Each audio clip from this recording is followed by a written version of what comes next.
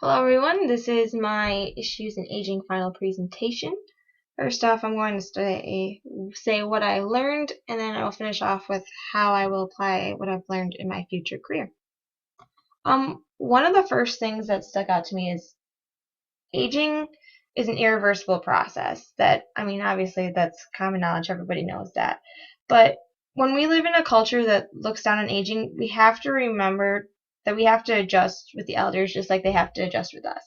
They are adjusting with physiological changes, and they have to adjust to the ever-changing lifestyle and current culture, and we have to be able to adapt with them and their family members. Also, the big key for them is quality of life, and that can be impacted on who the elder surrounds himself with, which leads me to my next topic of companionship.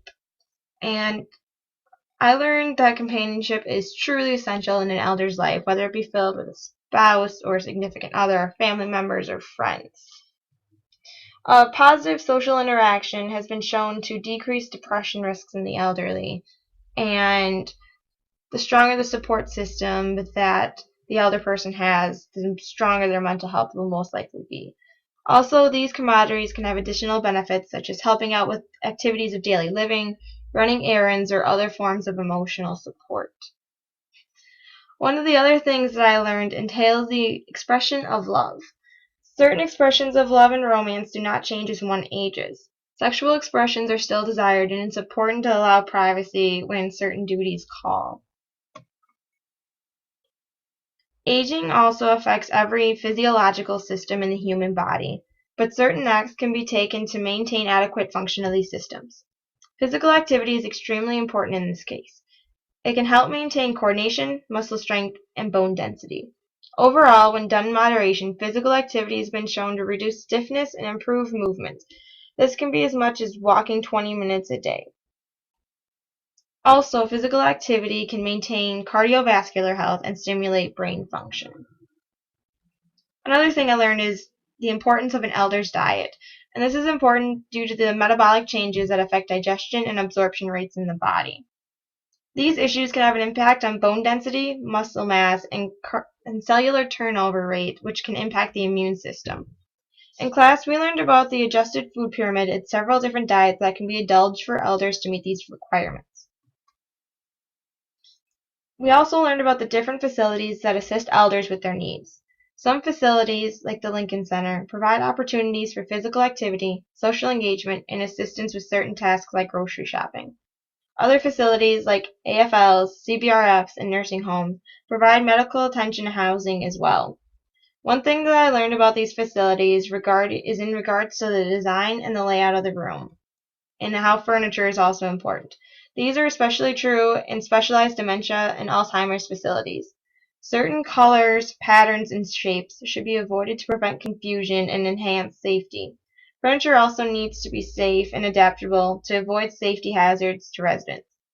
It's also important to avoid an institutionalized setting as well. One of the things that I also found extremely interesting was the big downfall of these facilities, which is the cost. The average cost for any of these facilities in central Wisconsin ranges from $3,000 to $7,000. And Medicaid, Medicare, and private insurance usually doesn't cover the full cost of these facilities, leaving the elder and their family members to make ends meet. Personally, I'm going through this firsthand, as my uncle is in the late stages of Alzheimer's and now has diabetes and developed stomach cancer. My aunt, who is currently on Medicare, is also trying to apply for Medicaid due to the struggling ends to make ends meet. She is unable to provide adequate care for her husband and is now forced to put him in a nursing home. So she has been forced to sell her vehicle and other assets around to try to qualify for Medicaid and to pay off the nursing home. How will I use this information in my future career? In my future career as a physical therapist, I will use this information in many different ways. The biggest way is to use the new perspectives that I now have towards the elderly. This class taught me to really empathize with them and their families. Also, every person has their own story and their own skeletons in the closet during emotional periods. And during such hard times, these skeletons tend to creep out. As a professional, I cannot judge the patient or their family for their actions, no matter what the situation may be. This judgment also branches out to elders from different ethnicities as well. Respect and patient care needs to be top priority, no matter what race or the family history there is.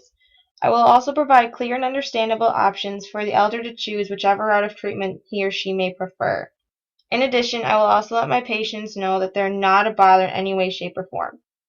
I feel like I'm already a positive, outgoing, and empathetic person, and I believe an upbeat and positive attitude may not seem like a lot, but it'll help the healing process and can brighten up anyone's day. Hopefully, these skills I will continue to develop and grow, and they will be a benefit to my future career with elderly patients.